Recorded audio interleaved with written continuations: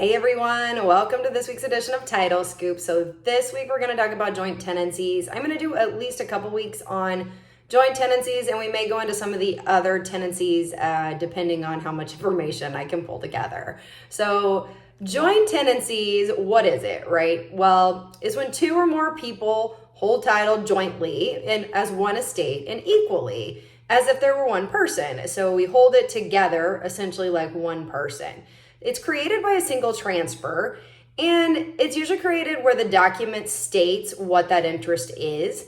Now, sometimes when we talk about joint tenancy, you'll hear the term unity of ownership, and what that really means is that each joint tenant owns the whole with the other joint tenants. So thus, we don't have an undivided interest, right? We're holding it together.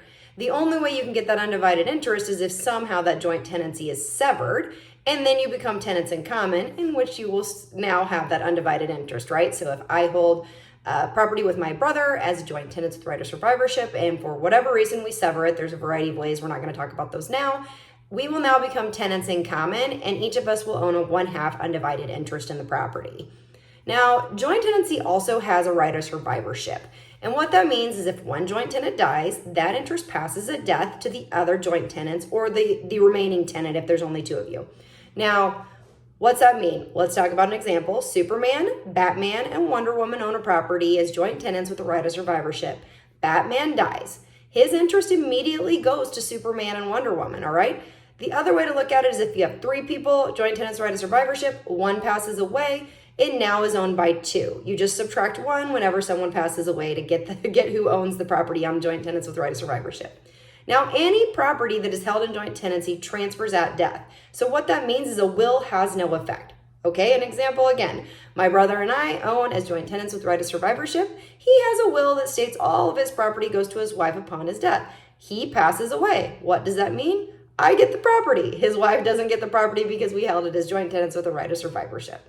Now, at common law, joint tenancy was often presumed unless the grantee's estate stated it was tenants in common. So that's a little different because today, most of the presumptions are that it's a tenants in common if joint tenancy isn't stated on the deed. So you're going to have to know your state law, and this is across the board. We're not going to go into a lot of specifics because state law and case law are so specific as to how joint tenancy is interpreted and how it's treated depending on specific scenarios. So whenever you have a weird situation with joint tenancy, reach out to your underwriter because they're going to want to look at the case law and the statutes just to determine how it's handled in your state. So again, we usually are going to want because it doesn't necessarily have that presumption, we usually are going to want that language on the document of conveyance. Usually that language is going to be necessary to create it. And again, you have to know your state law to know whether that is actually the case in your state. Now, in order to create a joint tenancy, you're going to want to know, one, that your state actually recognizes it. There are a few states that don't recognize joint tenancy with right of survivorship at all. Second, it can only be created by a deed of conveyance or a devise in a will that's been probated, okay? So it can't be created by operation of law, it can't be implied, it's got to be created by one of those two ways. Third, we need to know that the intentions of the parties are they want to create this tenancy, right? It needs to be clear and ambiguous. It needs to be that it's beyond the possibility of dispute that this is supposed to be a joint tenant with right of survivorship tenancy. Now remember, many states have the presumption of tenants in common if joint tenants with right of survivorship is not stated on the deed. So that's why it's really critical if your state recognizes it and you're trying to create that it needs to be stated on the deed. Now, what also differs is states differ on how they recognize the language. So sometimes the statute's really specific as to what you have to create the joint tenants with right of survivorship. It might be as joint tenants with right of survivorship, as joint tenants with right of survivorship, and not as tenants in common. And some states might have as husband and wife, and that would be considered joint tenants.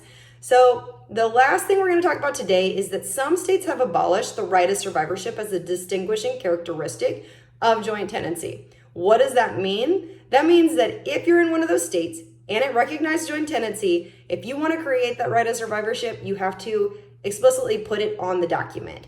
I will tell you also, know what is needed in your state to create it. These are really general because some states actually have a second document that has to be signed in order to create a survivorship of the tenancy. All right, we're going to call it a day with that. We will talk more about joint tenancy next week. Have a great week. We'll see you next week.